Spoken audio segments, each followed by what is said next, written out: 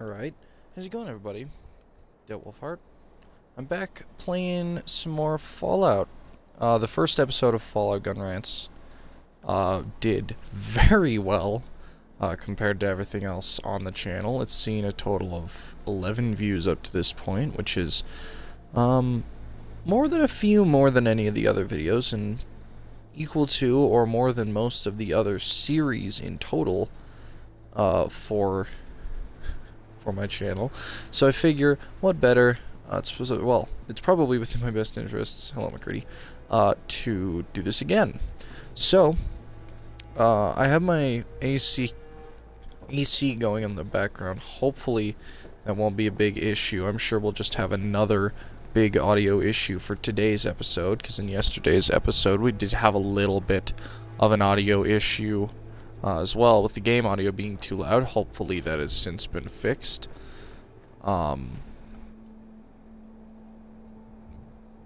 So I guess we'll just get started with the next gun, which is going to be the M60. So the M60 is I believe it's a general purpose machine gun. It's not a light machine gun, to my knowledge. Which general purpose machine gun? Okay, great. Are we gonna have it crash already? By the way, if it crashes, I'm gonna have to figure out what to do, because the Fallout 4 menu music will get you a copyright claim, I have found out. So I've got to kind of figure out what to do if this game crashes. Hopefully that won't happen. I might just end the stream and make a part 3 later, just to avoid anything bad happening there. Although I have no idea if my audio still goes through with that screen. I guess we'll find out. But anyway, the M60 is a GPMG, which means it can kind of be used for in either way, because the light machine gun is supposed to be usable by one infantryman. It's supposed to be usable and efficient with one infantryman, and usually that's in opposition to the heavy machine gun, like the Browning M1919, which is only usable by a crew, and also in opposition to general purpose, which is technically kind of a medium machine gun. Medium machine gun is a thing. It's basically like a full-size, it's kind of like the difference between an assault rifle and a battle rifle. Assault rifle's intermediate caliber, battle rifle's full caliber. It's kind of the same thing for machine guns, if I'm remembering correctly. But the M60, and this one is modeled after a more Vietnam-era M60, but of course there are...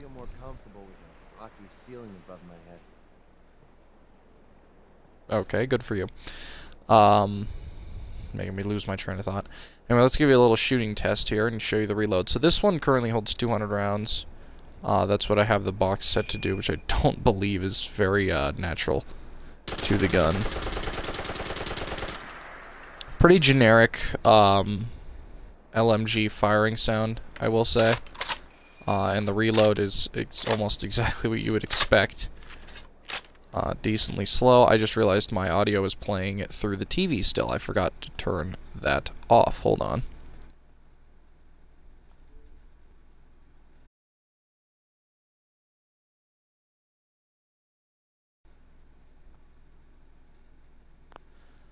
Okay, sorry about that. That should be fixed now. Hopefully there wasn't too much audio. Alright, I guess we're gonna get ourselves in a nice little gunfight with this thing. So, in the game you can chamber it in a variety of calibers. I believe I currently have it chambered in 5mm, which is not an accurate caliber. I believe this thing fires 7.62 NATO, which is 7.62 by 51. Right? Yeah, 51. Which is a beefy round. Which is a very beefy round, which is why part of the reason why it's a MMG instead of an LMG. Because I don't think it does. I think by standard in this game, I think it's chambered in 308. But I think for an LMG in this game, it just kind of makes more sense to have it chambered in 5mm, just because 5mm, you know, the minigun round, it's seems more efficient for LMGs, especially because LMGs are going to be in full auto, and you're going to want something... What? Okay. You're going to want something that's a little more effective in prolonged fire. So that's why I usually choose 5mm. And also 5mm is super prevalent, so it's a really good caliber to use for anything, because a lot of guns it really doesn't lower the damage, even though it's not really... 5mm is not really a real caliber anyway. And it is a peculiar addition to the game anyway, because the standard, like I said, it's chambered in the minigun, which the minigun normally, I believe, fires 7.62 NATO. So it's a strange choice to make it 5mm, but 5mm I guess would make sense because it then gives the minigun its own cartridge that can be as prevalent as it should be for a minigun. Because while you don't find it that often, you will find it in droves when you do find it. So I'm sure that's the only reason they added it to the game, even though it's not really a real caliber. It's just because it allows the minigun to have its own ammo balance. So, let's take a look at the next one. The Saiga 12. I don't believe I covered the Saiga 12 in the last video. I hope I didn't. I apologize if I covered the same gun twice. I probably should have reviewed yesterday's video, but I'm just kind of going down because I know what gun I ended with because I was still holding it. This is one of my favorite shotguns behind the Model 1887, which unfortunately I did not find a mod for. But let's take a look at it via, whoops, that's sort, not inspect, and we don't want to mess up the sorting, because then I won't be able to find that right next gun. So, this Saiga is kind of peculiar. It uses a myriad of different attachments, and this mod is actually pretty good. It comes with a few guns that have a pretty interesting attachment selection, but one of the magazines for this appears to be what is normally a can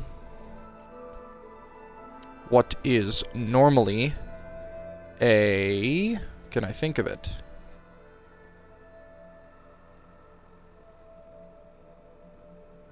No, I cannot. Okay, it's a normal AK-12 magazine, which actually this whole gun kind of looks like an AK-12 with the modifications I put on it. Also, it has an AK-12 style muzzle brake, which the bore is way too small for a shotgun. I mean, this whole thing is basically just an AK-12 that also happens to fire shotgun shells. But it is one of the most effective guns in the game, I will say. I do get quite a good kick out of using it, and at least they do model some shotgun shells in the game. I have pretty much every damage upgrade, so this thing deals about 415 damage with one shot, which is just about only comparable to the AA-12, which I covered in the last video. So I mean, this thing does quite a bit of damage, and it's one of my favorite guns to use as well, because shotgun ammo is moderately prevalent. Oh damn, okay, I did not expect that.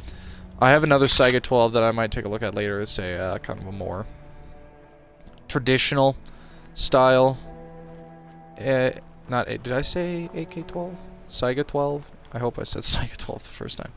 But I really like this gun. I like to use it. I like the Saiga 12 in the first place. It's just a nice gun that I do get quite the kick out of using. And the reload's not too bad either. Oh yeah, I have explosive rounds on it. That's why, yeah, I can put explosive shotgun shell rounds, which is why it does so much damage.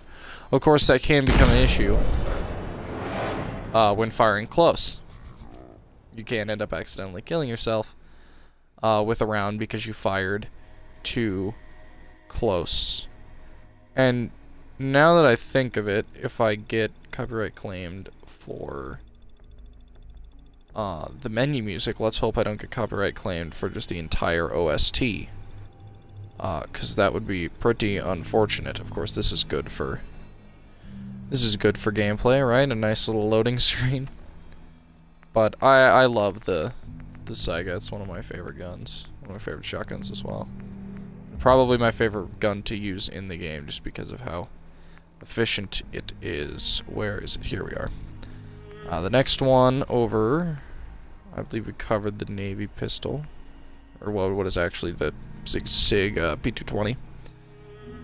Ooh. The FG-42. The FG-42 is a Nazi Germany, is a Nazi, what do you say?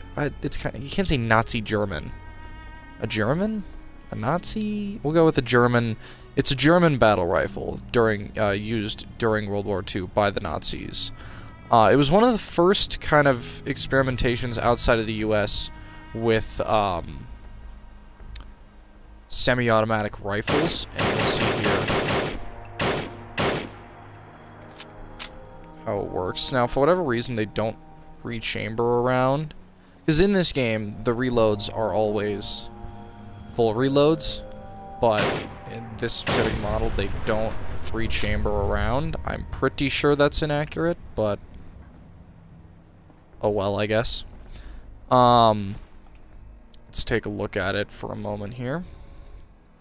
So, this I believe is the second iteration of the FG-42. There were two iterations of the FG-42. One of them had kind of an angled pistol grip that was kind of more like a traditional wood stock, like would be on other rifles that they would be familiar with, such as the Kar 98K or just any Mauser rifle in general.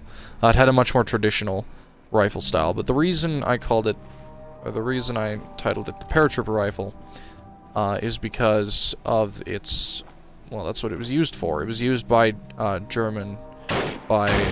paratroopers as basically a more portable rifle. Now, this gun was capable of fully automatic fire, although I currently have it chambered in semi-auto for the sake of ammo conservation.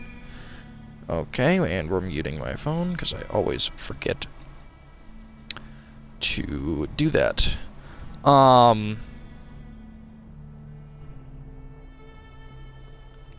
So,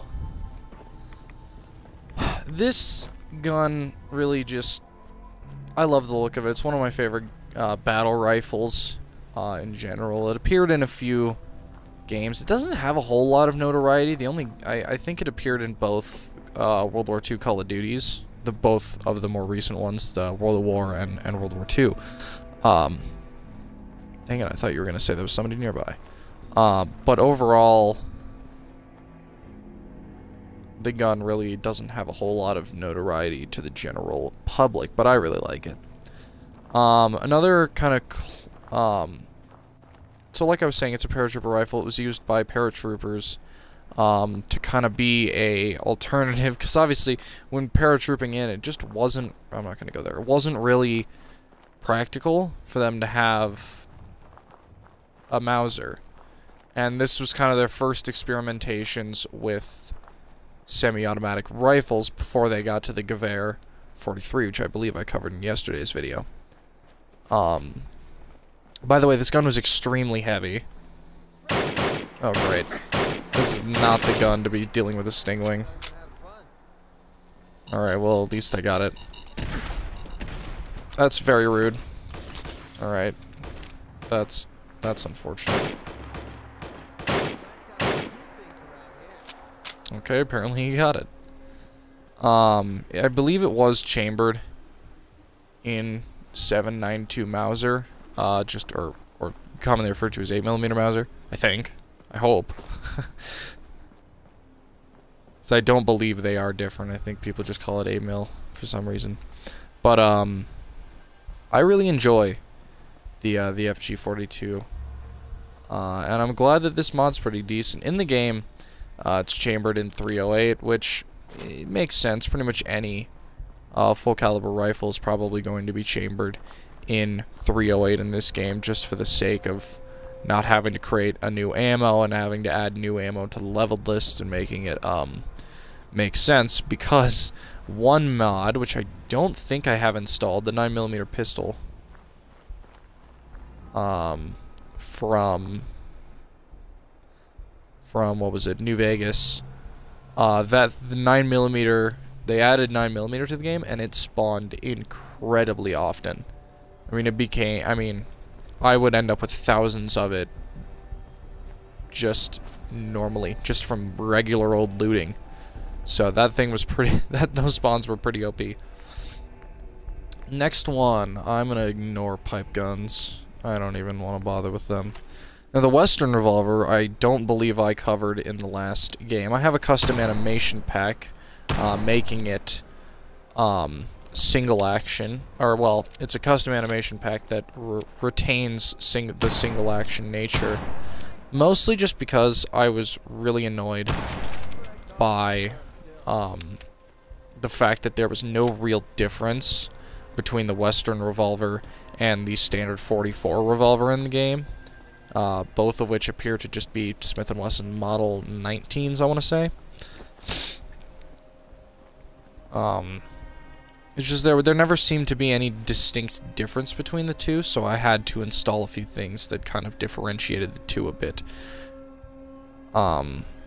Now this one I don't believe I have upgraded, and I might have another one somewhere, but basically the only difference is the pearl grip. I should have a mod somewhere that chambers it in 357 instead of 44, but I guess that's either I couldn't find the upgrade, or this one isn't upgraded, or I don't know what this specific issue is, but that one clearly is not chambered in 357. And the mod also changes the standard 44 revolver into double action to further the differences between the two, especially because most modern revolvers, excuse me, are double action. So 3 viewers, wow. Fallout does really fucking well, I guess. The radium rifle is a default gun, although I do have a reanimation pack for this as well. However, it's based on the Volkssturmgewehr, which is another weird-ass looking gun from World War II. To be completely honest, I really don't know much about the Volkssturmgewehr, other than how to pronounce it, which... What in the flying fuck was that? Okay, there's clearly something up there that I am not gonna test. But the radium rifle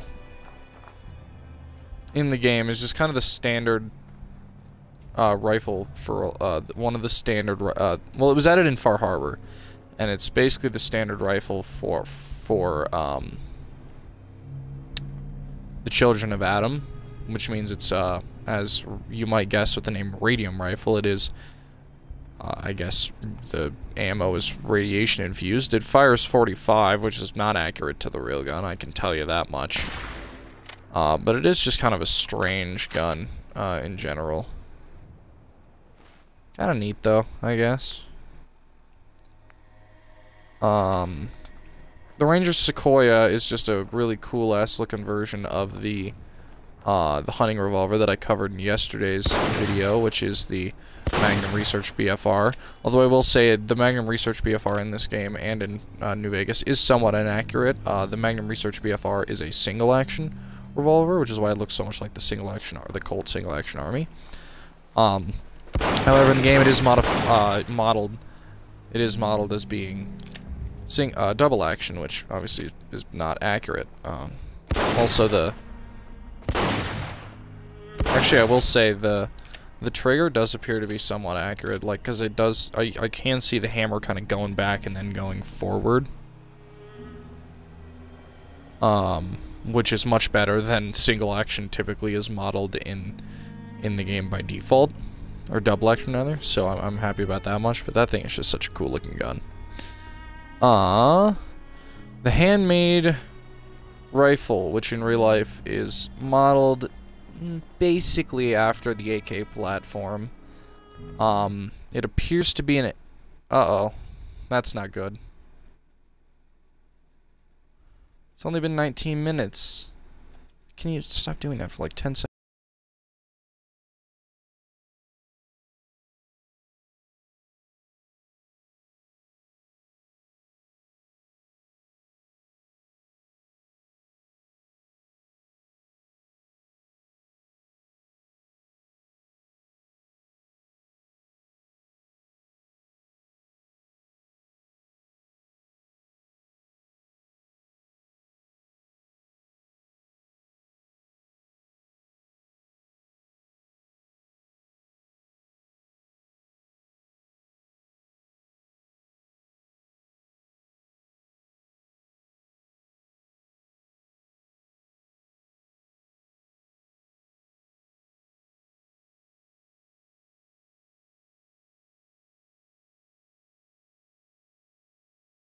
seconds.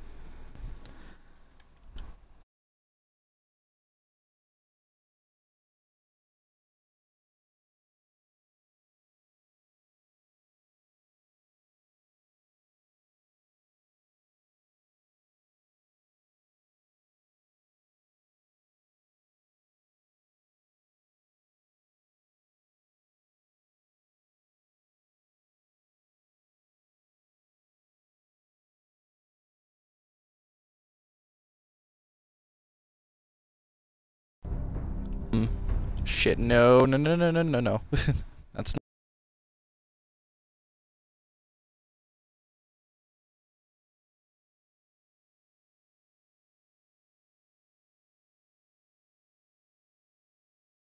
not what we want. That's not. Okay, hopefully that's all right. I had to mute the game. Had to mute the game audio earlier. I hope that works because I'd rather not get.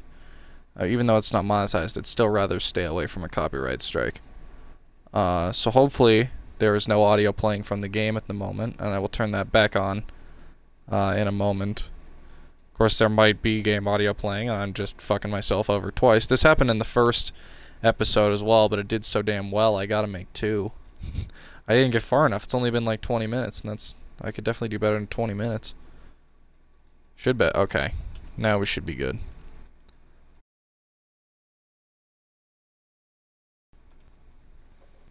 Alright. That should be fixed now. Shouldn't have any issue at this point. I am extremely close to level 54. Okay, that's misleading. Pistols are generally small. Okay, and require one hand to fire. Every gun requires one hand to fire. You need to be holding the gun at least somewhere to fire it. So it's not technically accurate. A more accurate way of saying it would be only requires one hand, because hand pistols are generally, you know, can be fired efficiently with one hand, although it's still more efficient with 2 hands. But anyway, alright, we're back. Sorry for that little interruption. I hope that my voice audio was audible. I typed in the chat for this because my voice audio might not be.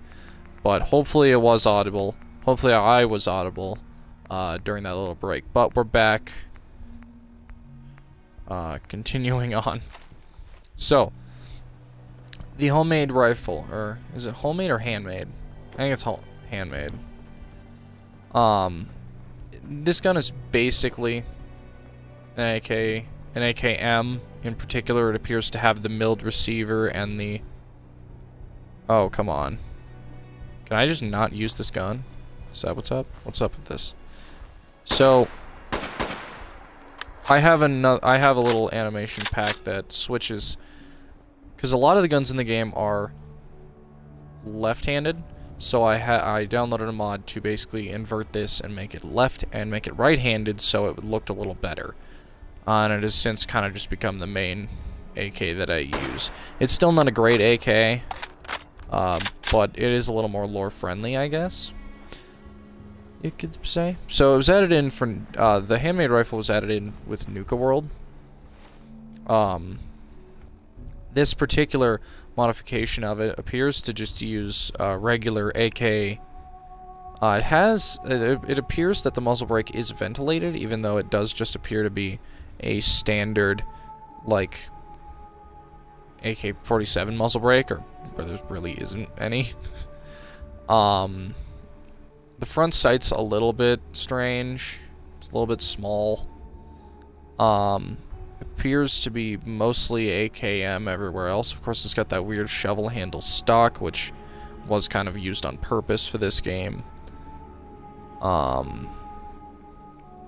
Ribbed dust cover, showing that at least the dust cover is from an AKM. The fire selector switch is in semi-automatic, which I'm sure was on accident, but fortunately, since I set this gun to only fire in semi-auto, that seems to work pretty well. Other than that, though, it's still just kind of a generic hodgepodge rusted AK, which I guess, you know, any misleading parts can be explained with, well, it was handmade. They didn't, you know, they could have built it from multiple different AK parts kits, and, well, that's very fair.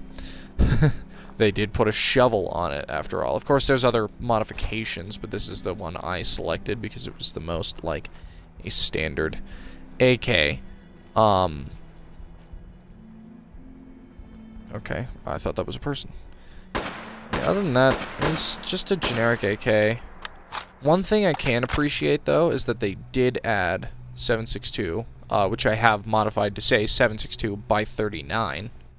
But they did add 7.62 into the game to give it its own caliber, instead of just using 5.56 or even 5mm or some strange, not accurate AK caliber. And that's also what leads me to believe it's an AKM, is the fact that it's in 7.62. So, I mean, the AK platform has a very storied history. Of course, everyone's probably the most familiar with the AKM, although it is commonly misnamed the AK-47. So, when referring to the entire platform, it's generally safest to just say the AK platform or just call it an AK. Because that does represent all of them, pretty much. The AK-47 was the first going production version, I believe, and there were a few different types of it, but for the most part, that is the main one. If you really want AK history, go watch Brandon Herrera, because he will give you more than I ever could. But the AK-47, it was a little more expensive to produce than your standard AKM, but was also chambered in 7.62 by 39, commonly referred to as 7.62 Soviet.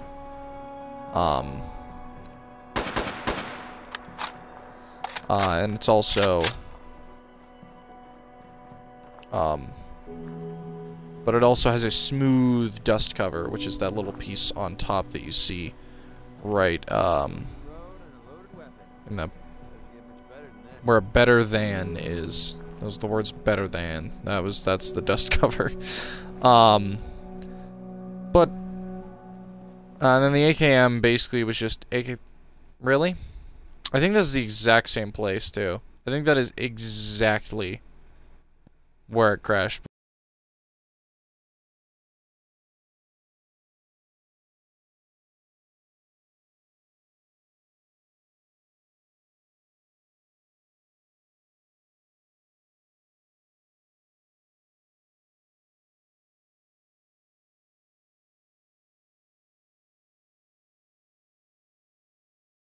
Before. Okay, well, maybe. Okay, well, good lord. This is the issue with Fallout. Thank you, Ohio man. Specifically modded Fallout 4 on console. It crashes like hell. I mean, it crashes like hell. It's very unreliable. And some saves tend to do it more than other. It's been happening a lot more than it does more recently. I've got to kind of figure out where exactly it triggers it. I'm pretty sure I walked into the exact same spot that I died in first and just was not thinking of it. So we're going to go in a different direction this time. And we are going to move on to the next gun. Hopefully this doesn't get double copyright claimed. At least they don't strike you. That's nice. Okay. Take two. God damn it. Really? Alright, well. Oh well. Can you be a little bit quicker than that? Just a tiny bit quicker than that so I can unmute the game audio again? That'd be great. That'd be fantastic. How long is it gonna take? Good lord. Come on now. Oh, okay, now it's frozen. There we go. Just had to wait for it to stop moving at all. This is a terrible video. This is gonna be a terrible video. We're waiting through 2 loading screens. Let me unmute again.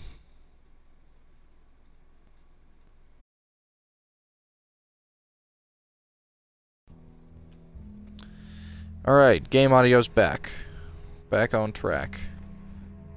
Hopefully those loading screens aren't going to be too much of an issue.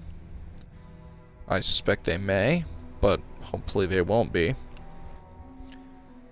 I think we're a little under halfway. Should make sense at 30 minutes. But I am just going to go to the bottom of the list because frankly there aren't too many guns left. Rifles are generally long, of average size, okay, and require 2 hands to fire. Again, it's not really require. You can fire a rifle with 1 hand, it's just they more recommend 2 hands to fire. It's you know, they perform better, and they perform to full efficiency if you use 2 hands. Alright, what is next? Alright. The SVT-40. Another one of the first rifles used, another one of the first semi-automatic rifles used. Okay, great, this one's, worse. This is a loud-ass gun, too. Okay, that's great. Hold your horses, bucko. Ah, okay. That should... Nice limp you got there. What an asshole. Alright, well, we're gonna deal with that problem a little more efficiently. Martyr's metal left arm. Well, maybe I can make use of that.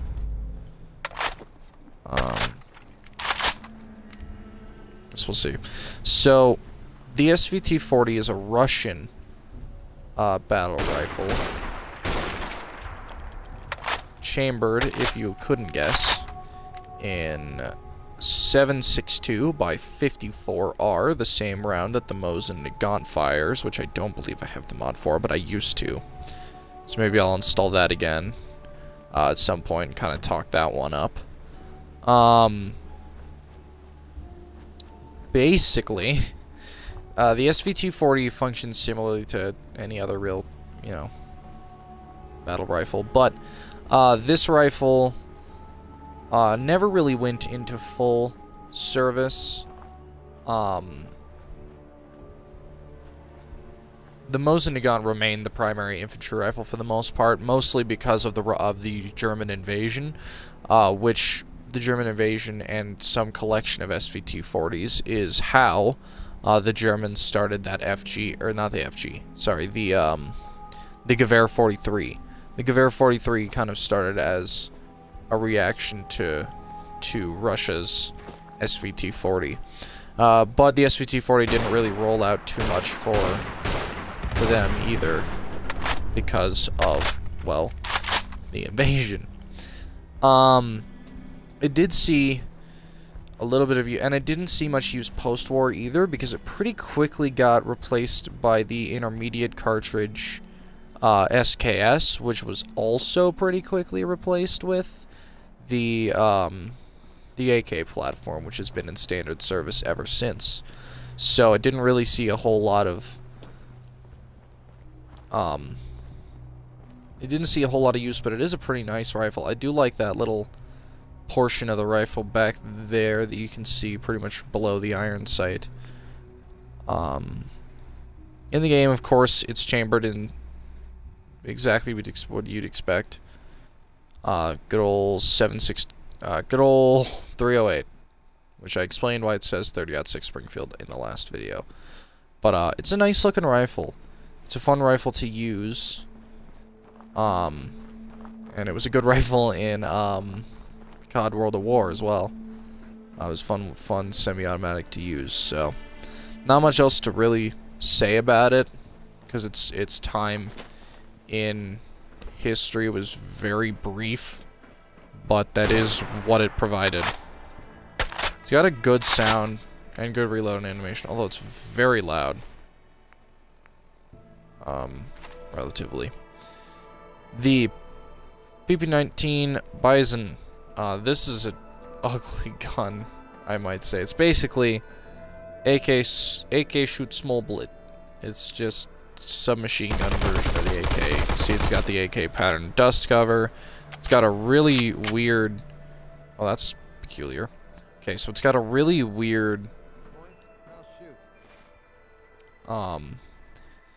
magazine. It's got a really weird magazine. It's the helical, kind of... I believe it's a 64 round by standard. Now, by the way, they also mounted the flashlight on the magazine. That is a very strange choice to mount it directly onto the magazine, and you can see when I reload,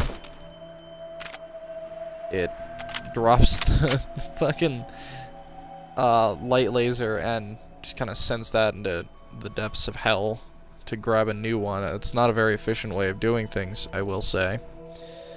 The Bison, I don't really know anything really about the Bison's service. I don't know much about it at all, really, because I don't really pay attention to this gun, because it's so fucking ugly. It's appeared in quite a few Call of Duties, though, so I'm sure it has quite the claim to fame with that, but other than that, I don't know. It's not a bad mod in this game, but it came along with a few other guns, such as the Saiga that I've mentioned already. So...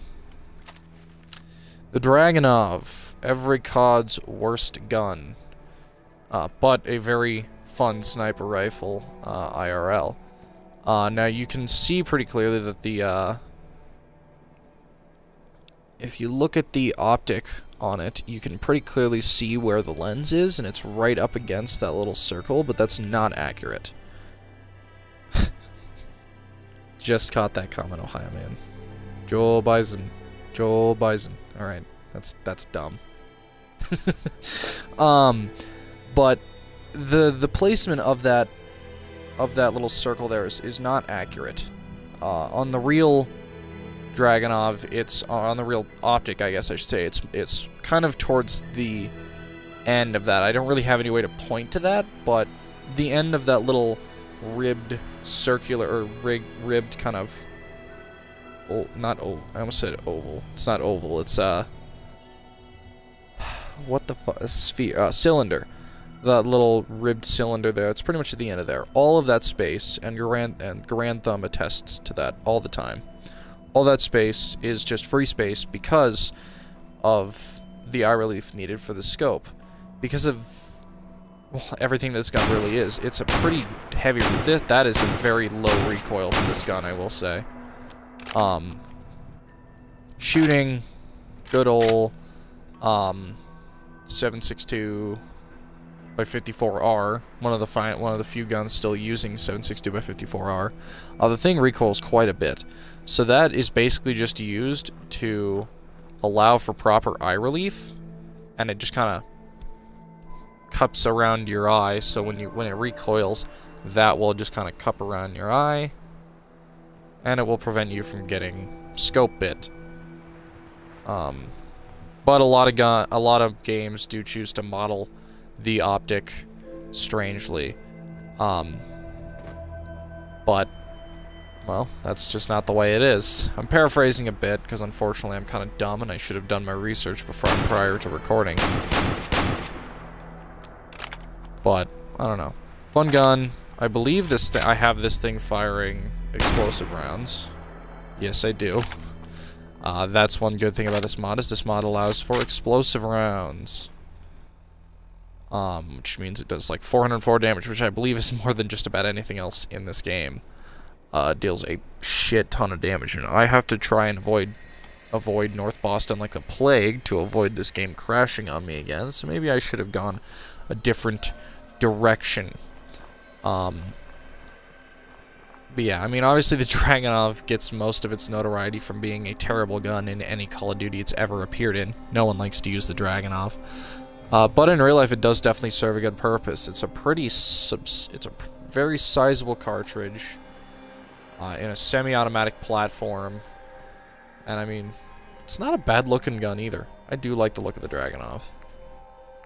But I don't really have much more to say about it other than that. The M9. I don't believe I've looked at the M9. I very well might have, but here's to hoping I haven't. I have a custom animation pack on this gun in particular, although it normally uses deliverer animations.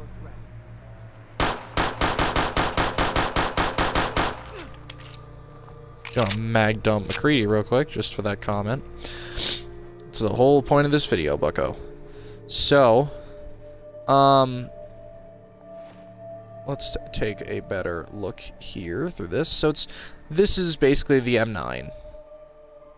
Which I feel like, I keep convincing myself in my head that I'm saying the wrong thing. I feel like I said 1911, and I don't know why I think I said that, but I hope I didn't. The Beretta M9. This one in particular I don't think it has a rail. I think that's mounted on there in a different way. But it is the M9. You can tell by the trigger guard, it has kind of an angle on the trigger guard, whereas the M92, or just the Model 92, is rounded off on the trigger guard by that laser. And this one I don't believe is an A1 either, because it does not appear to have a rail. It appears that that light laser is mounted on instead of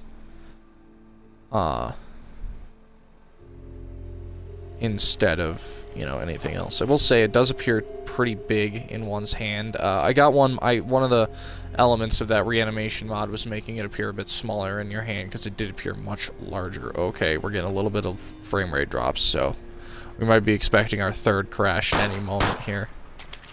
This gun really does not deal a whole lot of damage, which means I don't end up using it much. It only deals 67 damage at full level with full damage upgrades and full damage perks. So the thing really just does not deal a whole lot of damage, which is pretty unfortunate because it is a nice gun that I would like to use more often. It comes with a bunch of legendary variants, pretty much one legendary variant based off of every faction in the game, as well as a few other things, like a Nuka-Cola one too, which is pretty fucking cool. Which you can find at, you know, various locations. But I mean, it's a pretty cool.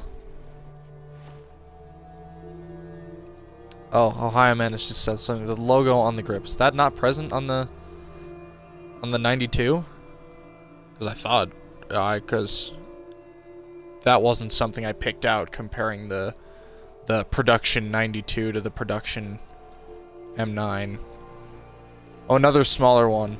I believe the little lanyard loop right next to the magazine at the bottom under the grip, I believe that is also, or at least it was, exclusive to the military version, because that's something you'll notice on just about any military version of a handgun. It says it has that lanyard loop, which I have no idea what the fuck its purpose is, but it is there.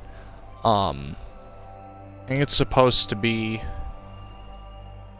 well, I don't know, but you'll notice it. I don't actually know if it's on the M17, but it was on the Glock 19X that was submitted for the military, but never actually got adopted. And then I believe there was one on the 1911 as well. Now that's how you know it's Beretta. Oh, well, no shit. I know it's a Beretta. Ohio Man. What do you mean that's how you know it's Beretta? I was telling you the difference between the Beretta M9 and the Beretta 92, the Model 92. The civilian model and the technically still civilian model M9. It's on all of them. Yeah, it is on all of them. That you can also tell it's a Beretta because of the logo on the slide. There's a logo on the slide, and, well... Oh, I can't... Okay, that's not zooming. There we go. Zoom in. US 9mm M9 Beretta USA. I did not know I could zoom in. That is very useful, actually. Yes. Beretta USA. There you go. I know my M9s. Because it did take me a while to figure out what the hell the difference was between the M92 and the M9, because it's pretty faint differences. But one of my favorite but one of the reasons I like the M9, aside from the fact it's just a really good... Shut up, man. Oh, damn. That's not a good one. That's not a good shot. That's one you're not gonna live for. But you can see there the little cutout around the barrel. It's got an open barrel, which really helps, especially in harsh conditions, with, is that a raider? But it really helps in harsh conditions with, preventing jams, because there's so much room for that barrel. You know, the shell casing can pretty much go in any direction it wants. So we're gonna switch. I believe actually that service rifle is the last one we've got to look at, because I have a bunch of them. Yes, it is. Alright, so we're finally gonna cover the various AR-15 mods, and we're gonna start with my little service rifle here. Okay. Bang. Okay, well, it's not gonna work if you miss, cowboy. I'm not sure what that guy died to. Okay, he didn't die. Scavengers are really annoying. You think they're friendlies, and then they just start suddenly shooting at you. It's a fight you want, it's a fight you'll get. Are they blindfolded? Oh, that's a bandana, not a blindfold. I'll be taking those. So there are two... Oh, damn. That's not how decapitation works, but whatever. So... this mod, the one I'm currently using, this is probably the best service rifle mod. So it's made specifically to be kind of a, well, exactly what it sounds like. It's a service rifle. You can see here it's got, it's modeled after, this specific one is modeled after the service rifle from Fallout New Vegas, but some of them are modeled after actual AR-15s, which this one's basically just an M16A1, but with wood furniture and a drum mag. You can see it's got that A1 style three-prong flash hider, triangular wooden handguard, a little Nuka-Cola sticker, and the A1 style carry handle. It does not have a brass deflector, but it does have the teardrop style forward assist. No notch on the or no notch in the middle of the grip. That was something that was adopted around the M16A2 that a lot of people don't like, in terms of additions to the M16A2, which I might have. I guess I'll take a look at it. This is a different service rifle mod. This one's not as quality, but it is a little bit more accurate to the service rifle in Fallout New Vegas. This one is definitely more of a copy of the New Vegas one, whereas the other service rifle is more of just a general quality AR-15 model. You can see this one has a different muzzle brake. This one has the birdcage flash comp. So it's not a flash, it's partially a flash hider, but it's also a compensator. So they call it a flash comp. And you can see it has holes only on the top and no holes on the bottom. Those holes, the original birdcage flash hiders didn't have holes on the bottom, but they added them in more recent iterations, mostly to help with because the old flash hiders and old comps would blow out dust under the muzzle brake wherever you're firing from, so that was kind of made to basically work a little more effectively. Other than that, you can see the fire selector switch is set to semi-auto, which would technically be accurate for this rifle, because I do have most of my rifles firing in semi-auto. You see that's got that 20-round magazine and a pretty roughed up wood stock and a pretty rough wood grip as well. That's a suppressed one. This is an M16A4. This is from the first service rifle mod I showed. If we take a look at it here, you can see it's got, like I said, the standard modern birdcage flash hider, a little bit of rust on it, that A4 style Picatinny rail with a couple of rail covers, which I'm not a huge fan of the rail covers, but oh well. This one has a flat delta ring, which is not characteristic of modern AR-15s, modern military-style AR-15s, which is that little ring in between the barrel, or not the barrel, the handguard and the receiver.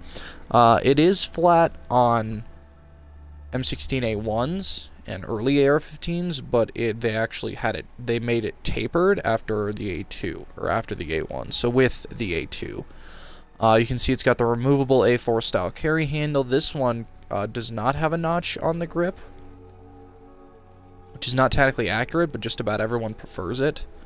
This one also states that it's set in semi-auto, although it appears to only say safe and fire. I actually don't know if that's... no, it does say safe semi-auto. Okay. And it's got some writing on the receiver, although I can't quite read it from here. The magazine has a lot more of a curve than traditional 30-round mags tend to. That one is very curved out, especially towards the bottom.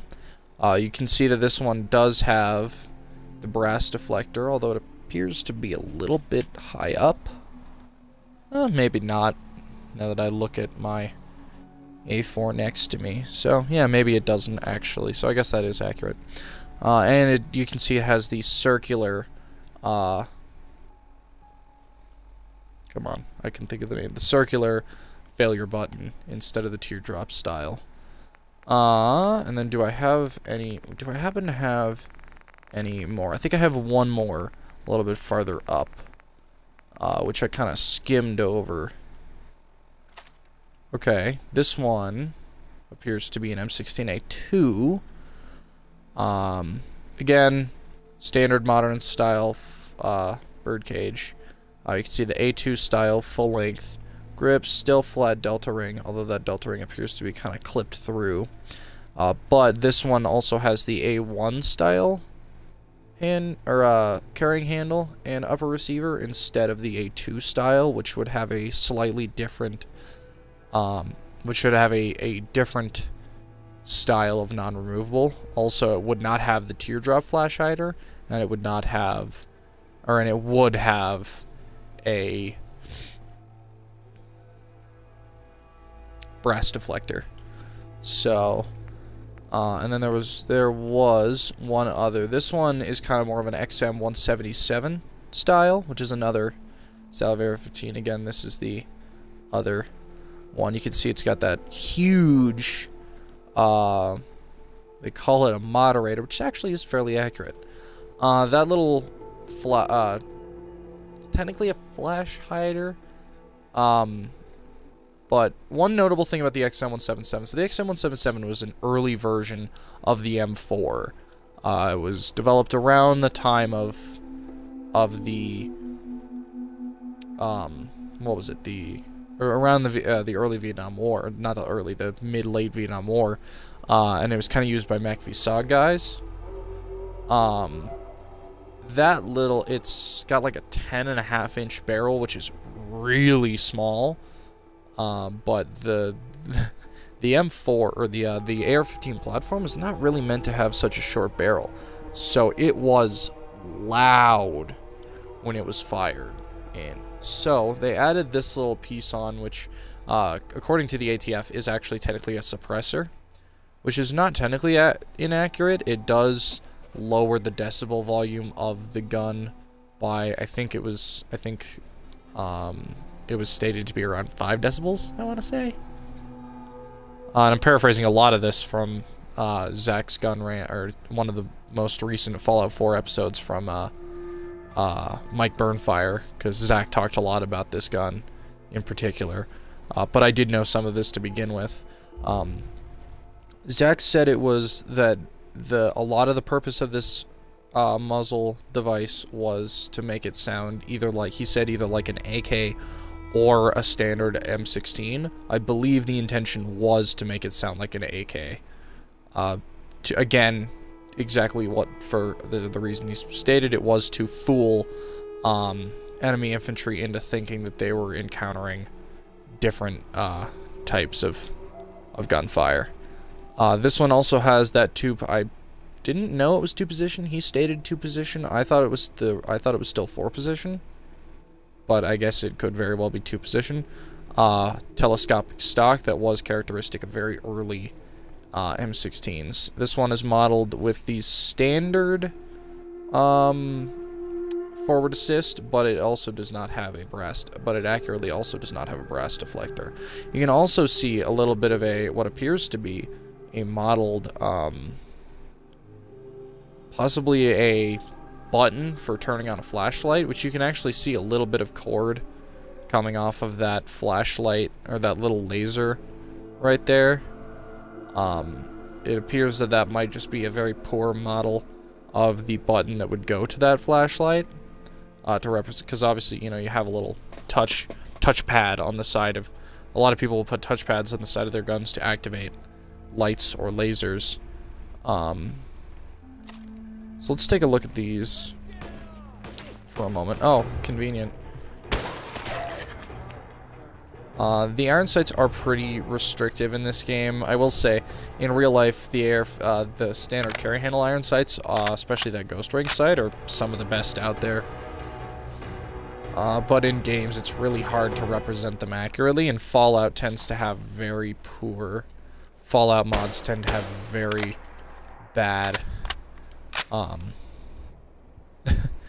iron sight models. Let's take a look at that A2, which I don't believe this A2 has been upgraded. Auto-saving, please don't crash, there we go. So you can see the difference in models here.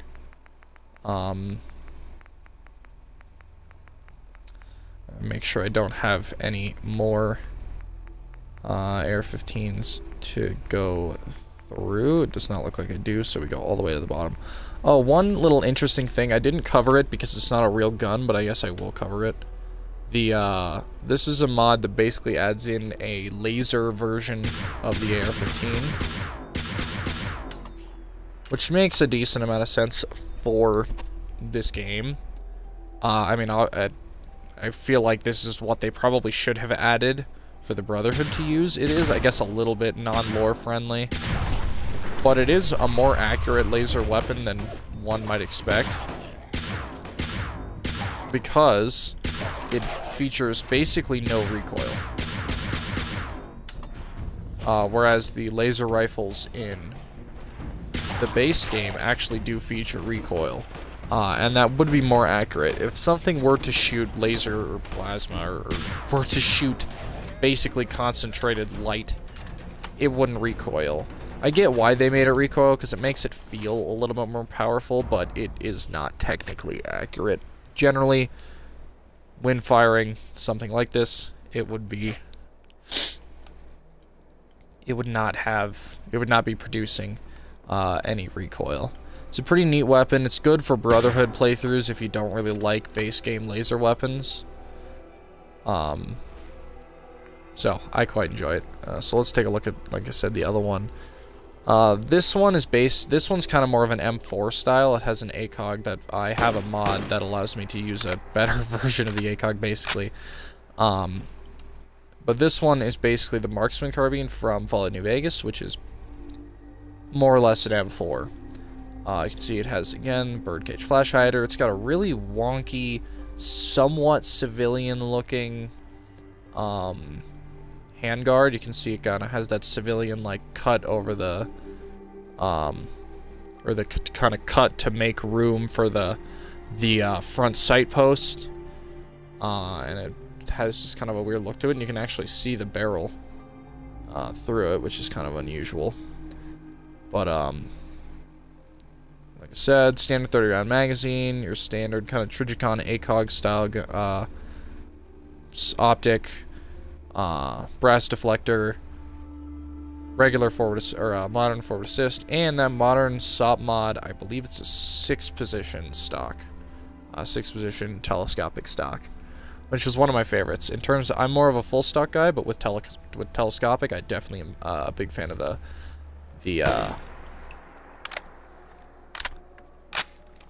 well, that one. I'll just say that one because I can't think of the actual name for some reason. Back all the way down. Let's take a look at the more New Vegas style service rifle. Not a huge fan of the sound of it, I will say. But, I mean, it gets the job done, I guess. And then I have a suppressed one as well right here. So that one, how does that sound? I can't tell if that's better or worse. Probably worse. Honestly, I can't tell. And then the M16A4, so you get a look at that modern carrying handle, which I do like the look of. I like this one. Like I said, all of them are chamber. All of them are set to semi-auto, but you can make both of these full auto. It's just I prefer not to, for the sake of I suck at aiming, and I try to conserve ammo. Which is hilarious, because I'm sitting here blasting off into space. But, you know, you still gotta put an effort in. And I just don't really like the way full auto handles in this game.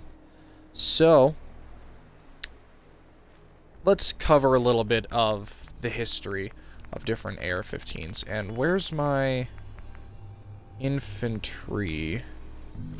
Here, infantry rifle. This one's more M16A1 style, although it's using the other mod. Both mods make M16A1 style rifles. So the M16A1 is a modified version, obviously, of the M16, which itself is a modified version of the AR-15, but for military applications. Hello, McCready. That's kind of an awkward angle to look at for it, but there's a better look at the that model of the M16. So the A1 was basically meant to be kind of an improved version of the original M16.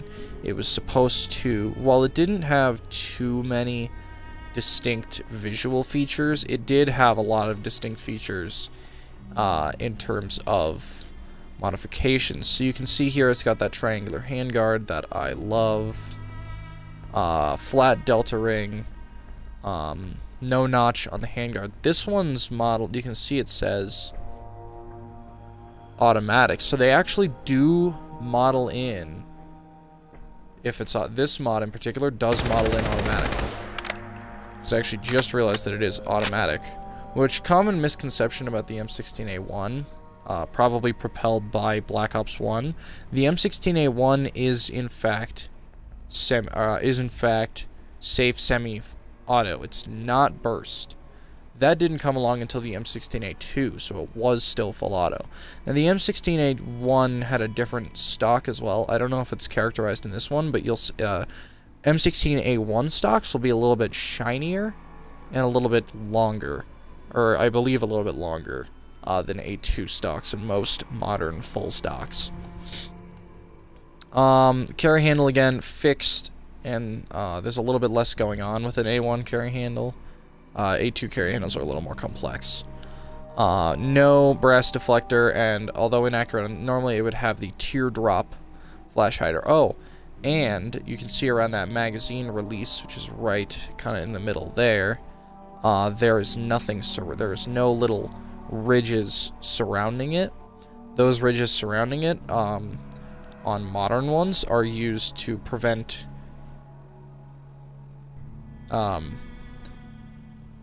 are basically used for when you're moving prone. If the mag release happens to be towards the ground, you won't accidentally depress it and release your mag while crawling around. The A2 then featured basically the most major differences, if I can ever find this thing. I actually don't know where it went, because I have already lost it, because I'm cool like that. The A2's most distinct feature is a change in optic, or is a change in iron sight, and a change in handguard. Those are the most obvious changes. There are other changes, but that one, like I said, is definitely the most notable. They did change. Now, the M16A1 did not have the three-prong. The three-prong flash hider was only present on the original M16. and some M16A1s, but most M16A1s switched to the birdcage, so that's what you're going to see. But it's going to be the old style of birdcage, where the holes go all the way around. Like I said, the A2 has that ribbed handguard. Usually a tapered delta ring instead of a flat one. A slightly shorter stock. A circular failure button.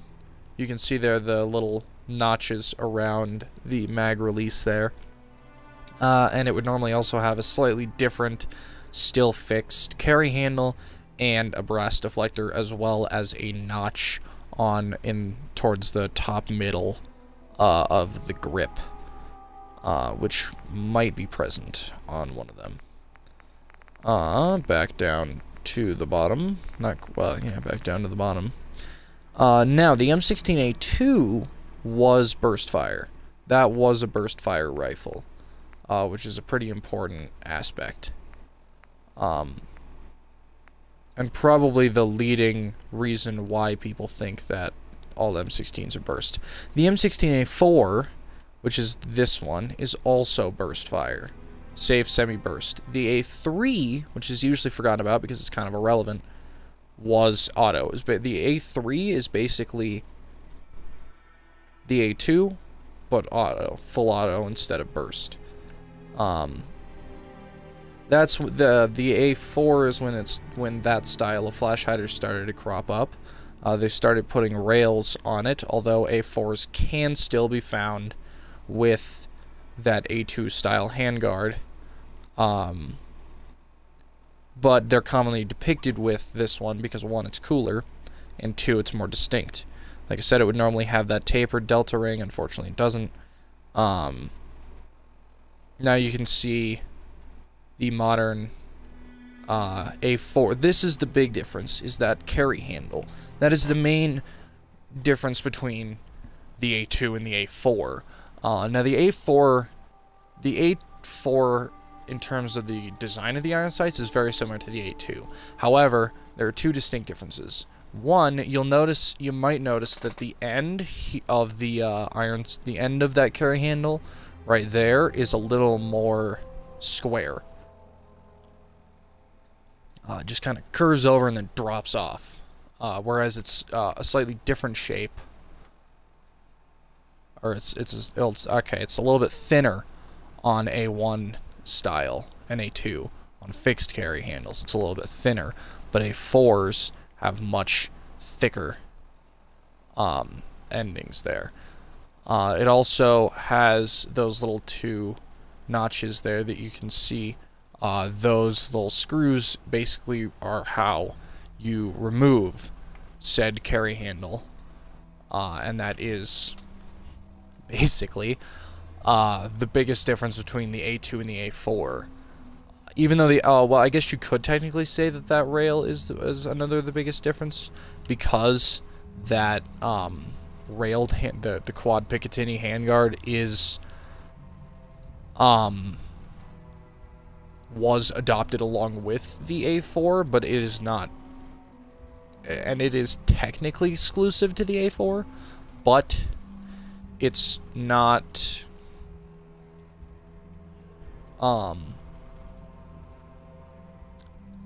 it's not the only handguard on the A4, which is why I say that the carry handle is, because the carry handle will be on the A4. The removable carry handle is the only difference between the A2 or the A2 and the A4. So now let's take a look more at the M4. Now the M4, now this one is kind of a butchered M4, but the early M4s did look more like the other one, which so okay, well, you know what, it crashed, so I can't be bothered to do that anymore. That's unfortunate. Alright, well,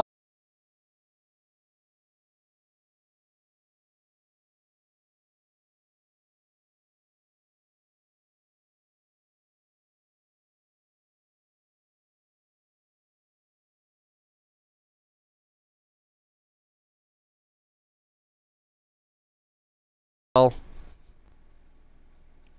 that was really inconvenient timing on behalf of the game, because now I'm pretty much out of things to talk about. That was the final topic, and I don't think it's really necessary to join back, or to go back on into the game just to continue doing the same thing I was doing earlier. So, hopefully that didn't cut out too much, but that's pretty much it for this. We've covered pretty much everything. The only thing I didn't cover in full is the M4, but the M4 is so notable that most people know. I just will say, I will leave you with the difference between the M4A1 and the standard M4 is that the M4A1 is full auto. The M4 is burst. Everything else is pretty much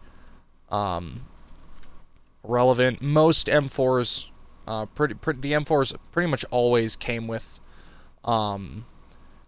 removable carry handles. That was adopted before even the M16A4 did that. And the and railed handguards also are not exclusive to any variant of the M4.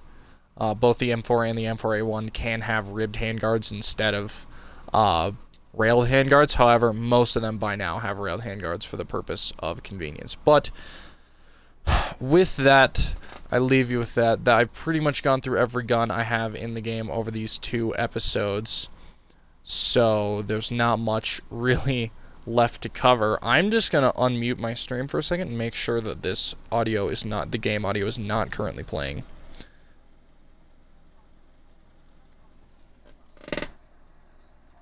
Okay, it is not currently playing, and you might happen to hear me twice, so that means we're all good.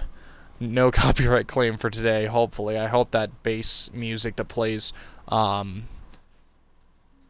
hope the music that plays just while you're out and about isn't copyrighted as well, though it very well could be. So, this will be going up on YouTube, of course. It was very, shall I say, it was pretty it did pretty damn well. On the first time, so I'm hoping to see similar success for this one. But that is what I leave you with, that I've said for the 3rd time. Well, have a good one, everybody.